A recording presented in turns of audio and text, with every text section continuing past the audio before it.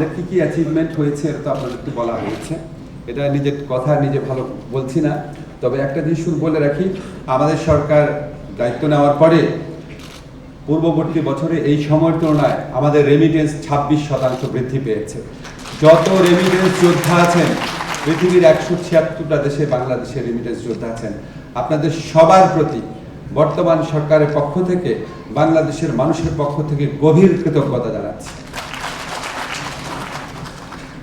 আমরা যখন বলি যে প্রবাসীরা হচ্ছে আমাদের অর্থনীতির গতিশীলতার প্রাণকেন্দ্র, মূল স্তম্ভ, এটা একটুও বাড়িয়ে বলা হয় না। আমাদের একজন প্রবাসী ভাই একটু আগে বললেন যে আমরা যখন বাইরে টাকা পাঠাই, বিদেশ থেকে টাকা পাঠাই কষ্ট করে, এবং খুব দুঃখের সাথে দেখি যে আমাদের টাকা সব লোপাট করে বাইরে নিয়ে যাওয়া হচ্ছে, আমাদের খুব কষ্ট লাগে। এটা আমি প্রথম শুনি নাই।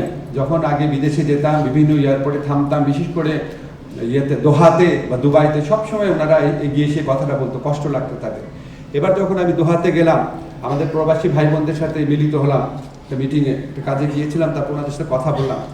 ওনারা দুঃখ করে বললো যে প্রবাসীরা সবচেয়ে বেশি পছন্দ করে ইসলামী ব্যাংকগুলোতে টাকা পাঠাতে। আর ফ্যাসিস্ট হাসিনা সরকার লুট করার জন্য বেছে নিয়েছিল ইসলামী ব্যাংকগুলোকে। 6টা ইসলামী ব্যাংক থেকে আপনারা জানেন হাজার হাজার কোটি টাকা পাচার করেছে। ইসলামী ব্যাংকগুলো থেকে আমরা যখন একটা চেক দিই, চেক পর্যন্ত অনার করতে পারে না। বাংলাদেশে সবচেয়ে শক্তিশালী ছিল ইসলামী ব্যাংক সহ অন্যান্য ইসলামী ধারার ব্যাংকগুলো। এই ব্যাংকগুলোকে টার্গেট করে দুর্বল করে দেওয়া হয়েছিল। আপনারা জানেন যে আমাদের অর্থমন্ত্রী কয়েকদিন আগে ঘোষণা দিয়ে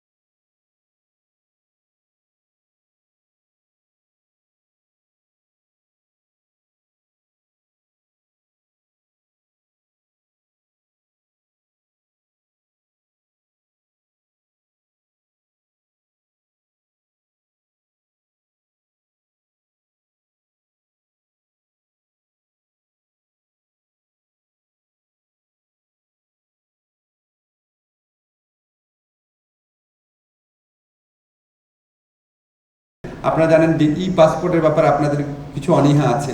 আমরা জানি কেন অনীহা আছে, একটু ডকুমেন্টের প্রবলেম আছে। তো সেই সমস্যা সমাধান করার জন্য আমরা এরকম উদ্যোগ নিয়েছি। পাসপোর্ট অধিদপ্তরের ডিজি জানিয়েছে, এটা আমাদের কোনো ক্রেডিট না, আমরা খালি ওনার কাছে জানতে চেয়েছি এটা কেন হচ্ছে না। তো ওনারা বললো আমাদের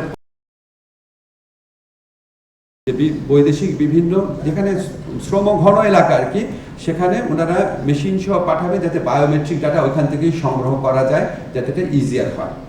হ্যাঁ, তারপর আমাদের মন্ত্রণালয়ের পক্ষ থেকে আমরা অল্প কিছু উদ্যোগ নিয়েছি, খুব গর্ব করে বলার মতো কিছু না, কিন্তু আপনারা জানেন একটা প্রবাসী লাউঞ্জ হয়েছে। এই লাউঞ্জটা আমার ধারণা প্রবাসীরা পছন্দ করছেন। ওখানে ওনাদেরকে সরাসরি সেবা দেওয়ার জন্য আমাদের মানে প্রায় 200 মতো কর্মী নিয়োগ করা হয়েছে। পুরো কাজটাতে IOM আমাদের অনেক হেল্প করেছে। এটা আমরা মাত্র শুরু করেছি, এটা না যে এটা খুব অসাধারণ একটা সেবা প্রদান করছে, বাট আমি মোটামুটি যেটু ফিডব্যাক পেয়েছি আপনাদের জন্য একটা সুবিধা হয়েছে।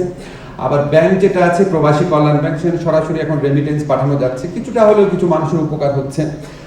ওয়েজ আর্নার বর্ডের ক্ষেত্রে অনেক আপনাদের দাবি ছিল যে ঊর্ধ্বসীমাটা তুলে দেওয়া, তো এই ঊর্ধ্বসীমা তুলে দেওয়া হয়েছে। আমি বাংলাদেশ ব্যাংকের গভর্নরের সাথে দুইবার কথা বলেছি, এবং এটা আমাদের ক্রেডিট না কিন্তু, বাট আমাদের উদ্যোগ ছিল, ওনারা করে দিয়েছে।